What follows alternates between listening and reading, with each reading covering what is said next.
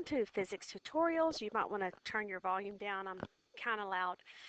But at your request, you all asked that I record a lesson on rearranging equations and dimensional analysis worksheets. So if you would please, you're going to need to pay attention, and you're probably going to have to pause a lot because I'm going to go fast. So if you look here, and I'm also kind of limited to just a small portion of the board, I do apologize, but my cord will not stretch long enough. Otherwise, I turn the electricity off on my computer.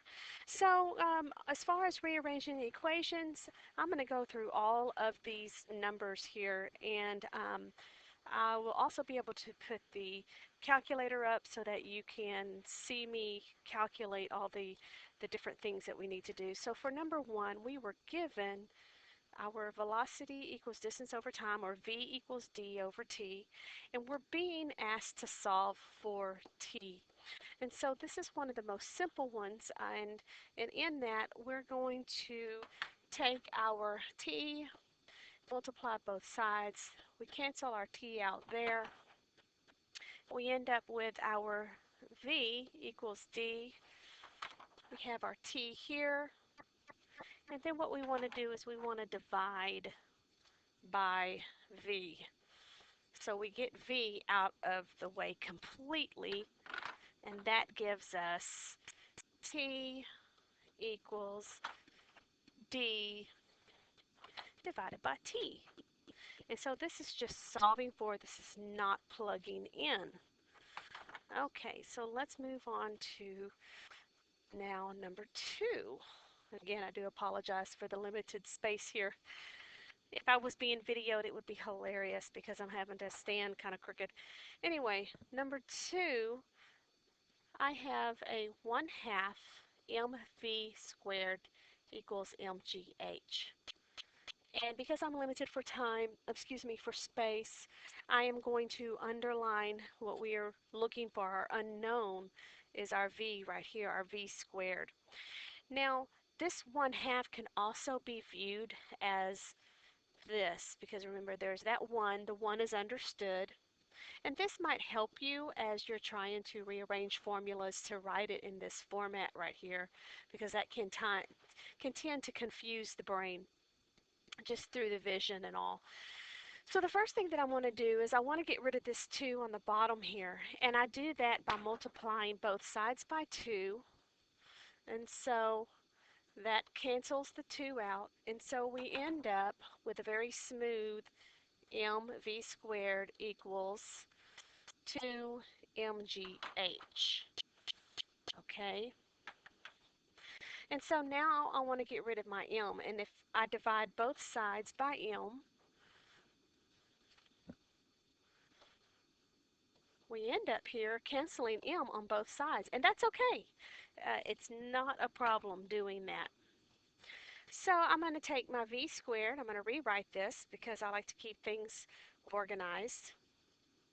I'm going to try to keep the color coordination going on here so that you can visually see the difference here.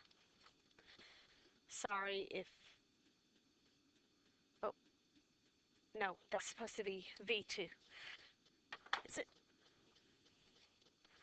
No, it's not. There's no over anymore because that M canceled out. Sorry, I lost myself. Let me get my G. So now what I have to do here is I've got to get rid of that V squared because I just want to solve for V alone, not V squared. And so I have to square root both sides, and that's going to cancel out my V squared, and so I end up with V equals the square root of 2GH. And I'm talking faster than I can write it down when I'm doing this in color coordination here for you. Okay, so that is number two. Moving on to number three, and again, you might want to pause this video if I'm going fast, because I kind of have to go fast because I am also up against time here as well. But no fear, you can pause this as you need. That's the awesome thing about a video. Okay, so number three is our inverse things. And our inverse can be kind of crazy because we're just not familiar with it. But don't let it intimidate you. It's really not that hard. So DI inverse plus DO inverse equals F inverse.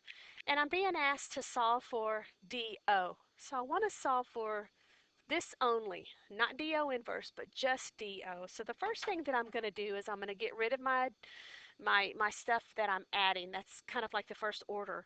So I'm going to subtract out DI. So what that gives me is, as I bring it down here to clean it up, that gives me DO, the inverse of DO equals F inverse minus the DI inverse. I'm not done because I don't want DO inverse. I want DO. So I got to get rid of the inverse on the DO.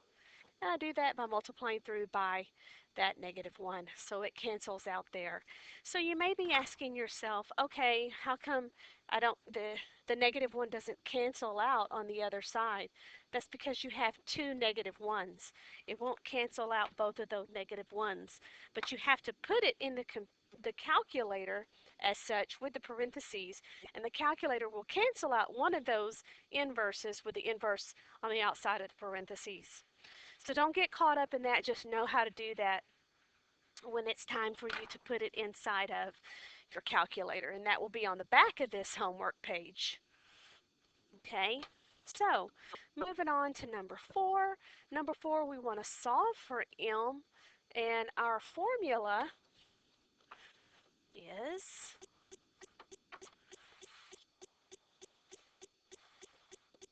T spring, and I'm going to abbreviate spring with SP, equals 2 pi the square root of m over k. Now this one looks nasty, but it's really not that difficult. We just got to kind of break it down piece by piece. The most important thing here is knowing where to start first. And you got to walk yourself and talk yourself through that. And the first thing here is identifying where your unknown is. And our unknown here is I want to solve for m. Now m is already in the numerator position. Anytime you're wanting to solve for your unknown, it must be in the numerator position. It's there, but we got this nasty little square root around it, so that confuses the brain. So in order to get rid of a square root, we just square everything, okay? And so when we square everything, that's going to give us this TSP. That 2 is going to become a 4 because it's squared. Okay, that M now is out of the box, so to speak, and the K is too, and the K is on the bottom of all of that stuff. So let me get my squares up here. I'm not forgetting about them. Can't forget about them. Now I'm not done because I still have to get M by itself, and one way to get M by itself now is I got to get rid of K, so I'm going to divide both sides by K, and that cancels my K out there. And so I'm going to clean it up here again.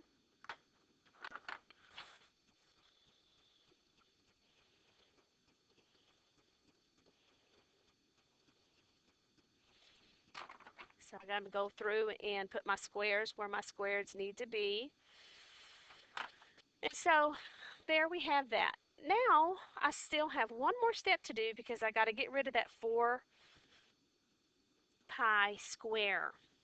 So I'm going to divide both sides by 4 pi square so that the 4 pi square will cancel out on that side. And now I'm going to rewrite my formula so that I can have a nice, pretty representation and that there is no way for Ms. Klein to misinterpret my handwriting or my work. So I write my nice clean product at the bottom. Okay, so it looks scary, but it's actually pretty easy when you just look at it one operation at a time. All right, so that was number 4. Let's look at number 5. So number 5, Number 5 is T-pinned. Pinned means pendulum. And don't you worry, we will have a day where we're going to learn how to work with this formula. But for right now, we're being asked to solve for G, just G. Now, G is not in the numerator position, and we want to get G in the numerator position. But before we can do that, we got to get that square root out of there. So just like we did last problem, we're going to square everything to get rid of this square root, and that will cancel out. And so I will clean it up by rewriting it. This is pin. Now remember that 2 becomes a 4, and our L comes out of the box, and so does our G. And don't forget to go back through and square your stuff, because once you plug in and you don't do that, then you're really going to mess up your answer. Now it's time for me to get my G in the numerator position, so I had to multiply both sides by G, so G cancels out on that side. Oh yay, my G is in an easy place so that I can manipulate it. Get my T-pin, get all this stuff back up here, get my squares back. Okay, so now all I have to do is divide both sides by what I don't need on the left side here, which is T-pin squared. That cancels out right there. It's nice. And I messed up my color scheme here.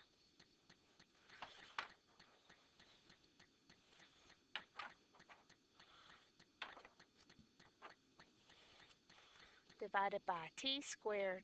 T-pin, pendulum is what that stands for. All right, so that is number 5. Moving on to number 6. Don't forget, you can always pause this, so don't stress, and you can rewind it. Number 6, we have to solve for D, and this is the formula or the given that we have. We got these VF, VI squared plus this 2AD. All right, I want to solve, or I'm being asked to solve for D right here, this D right here. So the first thing that I'm going to have to do is get rid of the things that I can easily get rid of. Okay, so that should make sense to you. So I got my VF squared now minus my VI squared, which now equals my 2AD. And this is actually pretty easy. It's only like a 3-step problem. Because 2 is being multiplied to A, which is being multiplied to D, I can very easily get rid of that specimen right there, like that. And I end up with D equals VF squared minus VI squared divided by 2A. Okay, that's number 6. Moving on to number 7. Number 7. Number 7 is asking us to solve for VF. We got, now this looks crazy to the eye. Your eye kind of wanders whenever you're looking at this because the way that it's written down here. All these M1s, M2s, and this crazy bit. But don't let it intimidate you because it's pretty easy. Pay attention also to the parentheses. What we're wanting to solve for is this VF right here. We got to get it by itself, and this is actually a really easy problem. Okay, this is number 7. Didn't write it down. All I have to do is divide both sides by this little entity right here, M1 plus M2. So I have M1 plus M2. It cancels out over here, and voila. As crazy as it looked, it only took one step. It may also help you to put these items in parentheses to just kind of help your eyes separate that, and it doesn't look as intimidating. But it's actually a pretty easy beast. Okay, we hit it between the eyes right there. All right, so number 8. Number 8. Moving on to number 8. Number 8 is asking us to find g, little g, okay? And it's given us this f to the nth equals mg times g times, I'm sorry, equals m times g times cosine of the angle. Okay, I want to find this right here, little g. So, because m's being multiplied to g, which is being multiplied to cosine of the angle, I can take m and cosine of the angle at the same time, divide both sides by that. If it makes you feel better, you can put cosine, parentheses around cosine. The m cancels out, the cosine of the angle cancels out, and you end up with g equals fn over m cosine of the angle. There we go. They're not hard. They're not so intimidating after all. I know you better be practicing this though, because if you're not practicing, it's going to intimidate you on the quiz tomorrow. Number 9, we got to solve for big G. Now, it can be confusing because you're not familiar with these units, and again, we're going to be using these in the future.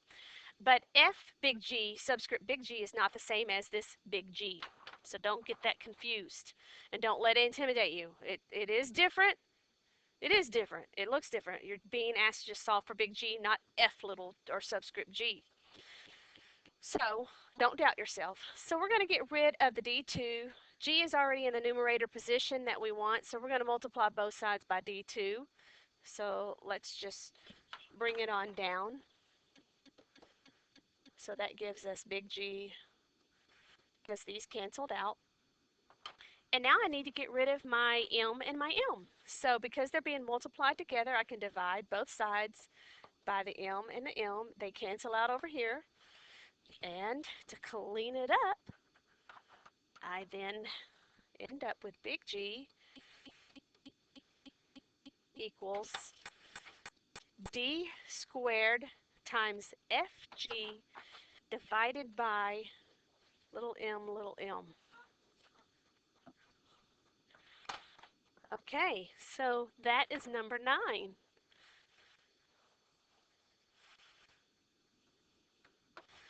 So that's great. So let's flip that paper over. This is now 10, 11, 12, 13, and 14, and 15 and 16. We're actually going to put some calculator to it. So going over number 10, the first thing whenever we're doing these that have givens, I want you first to look at your givens. And if you see anything with 0, that can make things a lot more simplified for you. But if you look at number 10, we have a 2, a 16, a 2, and then our unknown. So there's no zeros in there. So we can go ahead and move forward. They give us VF equals VI plus AT. What I want to know is A. This is my unknown, my A. So I got to get A all by itself. So the first thing that I have to do is deal with this thing that's being added here. I got to get it to the other side. So VF minus VI equals AT. Remember, I'm solving for A, so now I got to get rid of my T. So I divide both sides by T. My T cancels out. And here, I can now plug in A equals, what is my VF? VF is 16 minus my V1, which is 2, all divided by 2. Now you know how to put this in the calculator. When you put this in the calculator, you're going to get 14 up top. Well, 14 divided by 2 is 7. Okay, so if that's what you got, that's what you got. That's the correct answer. Good job. All right, number 11. Number 11 is asking us to solve for FC equals MV squared divided by R. Let's again look at our knowns. We have f is 10, v is 4, m is 5. There's no zeros in there, so we can't simplify it just by knowing um, the value. But now we got to get r on one side of the formula, so we multiply both sides by r because that cancels the r over there. Okay, fc subscript mv squared. So now we got to get rid of the fc. So that cancels there. Now we can start to plug in. So R equals, what is my M? M is 5. Put parentheses around it because my V is 4 and I have to square that, all divided by my FC, which is 10. So let's get the calculator out.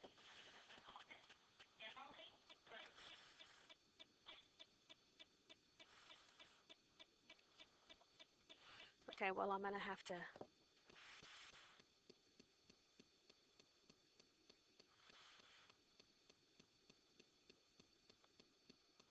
sorry guys,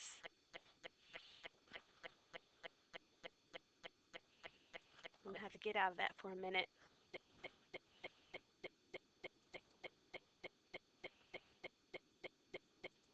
Bear with me.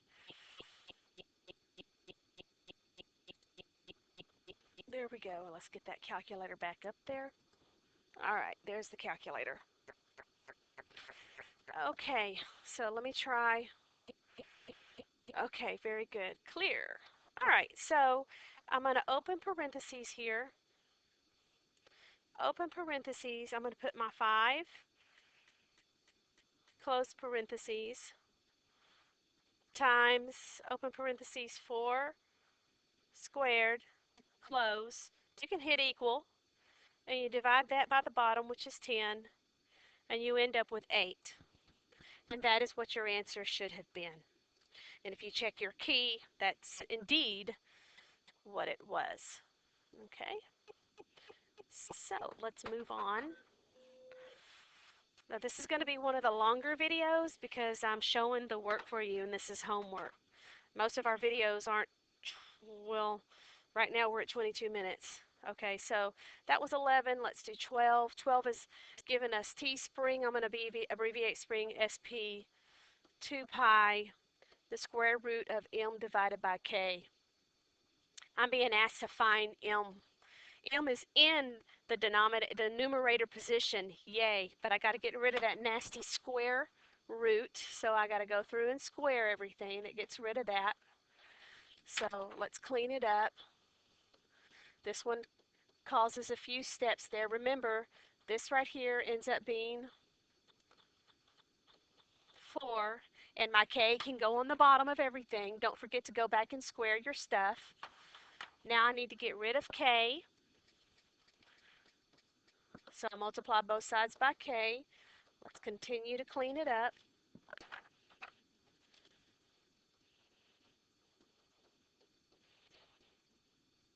We're almost there. Okay, and now I need to divide both sides by 4 pi square. And that gives me my m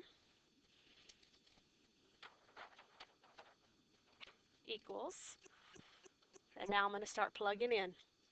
K, my k is 30. Put that 30 in parentheses. My T spring is 3 and it's squared, again in parentheses, all over 4 pi squared, which needs to be in parentheses, and I'm going to show you how to put that in the calculator to get the correct answer. On questions like these, that can be the hardest part, but don't let it intimidate you because here I am to show you. All right, now remember, I've written all these parentheses, so don't forget about that. So open parentheses 30, close parentheses, times, open parentheses 3, squared, close parentheses, equals that. Divided by open parentheses, you hit your 4, You have to do your square root, which is second all the way over here. Oops, above the division sign. I'm going to have to clear it because I pushed the wrong button. Open parentheses 30 times, open parentheses 30, close parentheses, times open parentheses 3 square root, close parentheses equals that. Divided by open parentheses 4. Second, your square root is your caret here. I mean, not your square root, your pi is your caret here. Then you're going to square it, close parentheses, hit equal, and your answer is actually 6.839179896. I told you in class I only want two numbers, so that would mean just give me 6.8. Okay, for when we take quizzes and tests, I'm only going to ask you to give me two numbers.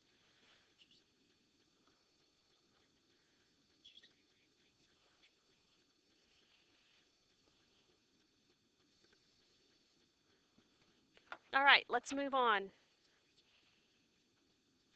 So we have number, where were we? I got distracted just now. Number 13. Number 13. Oh, our inverses. Oh, they're so lovely. We're being asked to find DO, not DO inverse, but DO. So I need to get my DO by itself, so I'm going to subtract DI inverse. Okay, so that's going to look like this. DO inverse equals F inverse minus DI inverse. So now I got to get rid of my inverse. This is really important on how you put this in the calculator. A lot of people get confused because they're like, wait a minute, you were able to cancel out this inverse and that inverse. How come you didn't cancel it out over here? I will, but it'll only cancel one out, but I still need that inverse for this F1. So you have to put it inside the calculator like this. F inverse is 12, or F is 12. We're going to get the inverse of that. DI is 20, and we got to get the inverse of that, and then we have to inverse the entire thing. So this is what that looks like right here in the calculator. Clear? Here we go. Open parentheses. 12, the inverse button right there, x to the negative 1. Hit the minus sign, 20, x to the negative 1. Uh-oh, my 20 didn't register. Let's start it over. 12, x to the minus 1, minus 20, inverse, or x to the minus 1. Close parentheses, got to do the inverse of that again, and you will get 30. If you didn't do that, you will not get 30 as your answer. You will get the wrong answer. So make sure that you're inversing this whole thing right here. Okay. Now, I think one of our hardest ones yet is actually number 14. So if you look at number 14 again, let's look at our givens before we get started. Oh, look, VI is 0. Where would we use VI? Let me write this down. D equals VI plus, remember, 1/2 is also written like this. Now, when we look at this, it poses a problem because we've got a t here and a t squared there, and it just makes your mind go nuts and crazy. So the reason why I introduced this set to looking at your values first is because of this very problem right here. The value of VI is 0. Well, anything times 0, whatever t might be, is going to be 0. So guess what? I get to reduce this formula already to this. Okay? How nice is that? The first thing I want to do, though, is get rid of this 2 because it says here that I want to solve for t. So t is what I want to solve for. So let's get rid of the 2 by multiplying both sides by 2, which is why I wrote it this way instead of that way. Okay? This is how it's written down, but I showed it to you the 2 on the bottom. Okay, so fabulous. Let's bring it down. We got our a t squared. Our t's gone. Now we got to get rid of our a because I want my t. So we divide both sides by a. Fabulous. But we got to get rid of that t squared. So I'm square rooting the whole thing to get rid of that t squared. And so now I'm going to rewrite it as I plug in. So t equals the square root of 2. The value for d is 125 divided by the value of a, which is 10. And this can be crazy to put in the calculator, so let me show you how to do that.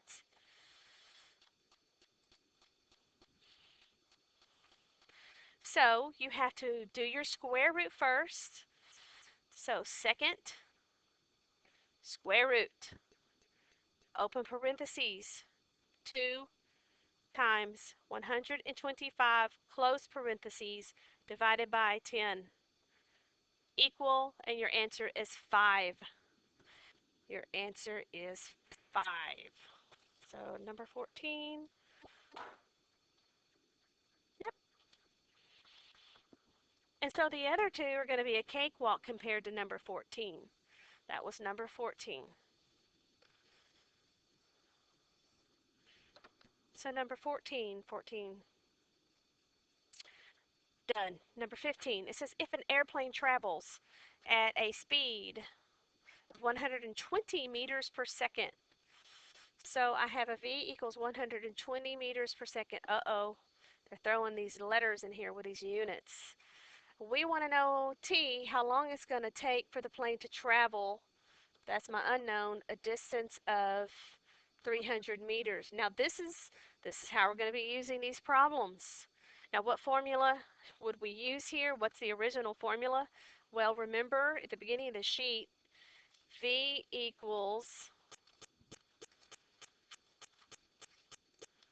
oh, where am I?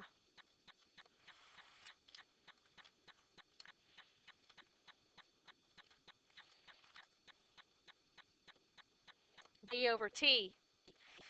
Well, we got to solve for t. So I'm going to have to plug in like this. What's my distance? 300 meters. What is my velocity? 120 meters per second. My meters cancel out. I'm left with seconds. So your answer, when you do that math, that's easy. 300 divided by 120 in the calculator. You should get, and remember I want two numbers, 2.5 seconds. Okay, pretty easy. That's how we're going to be doing this when we start word problems. You got to figure out who your unknown is. You got to figure out what formula that you have to use. And we just talked about a whole bunch of different formulas, okay? That's the hardest part of physics. Number 16, it says a toy car accelerates from initial velocity, 16. We have an initial velocity of 5 meters per second and a final velocity of 17 meters per second. And let's see here. It does this time in 6 seconds. Here's the original. Oh, it gives you the original formula. Oodalolly. Here's my original formula. I didn't see that a minute ago. All right. And we want to know what the acceleration is. What is a? So I've got to solve for a. So I want to get rid of vi. So vf minus vi equals at. Divide both sides by t. So here's my formula. My vf is 17 meters per second minus my vi, which is 5 meters per second, all divided by my time, which is 6 seconds. You put that in the calculator. It's very simple to do. The top ends up being 12 divided by 6, and that is, check this out, this is the crazy part. Ready? The unit. 2 meters per second. So on these problems, not only do you have to figure out who cancels out with who, you also have to make sure that you have the correct, I wrote that wrong, unit. And you got to pay attention to how the units are working out because acceleration, if you memorize acceleration, it's always measured in meters per second. So when we do the math up here, this is 12 meters per second. Well, if you have a second up here and a second down there, these two seconds end up being multiplied together, which is how you get meters per second, or how you get the second on the S. Alrighty, so that is dimensional analysis.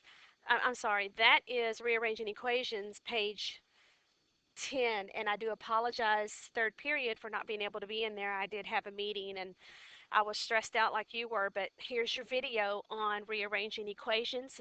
I'm going to make another one separate for dimensional analysis because that one's a little bit easier and you may not need to spend this much time on that. So at 35 minutes or at 36 minutes, here is your tutorial on rearranging equations. Thanks a lot.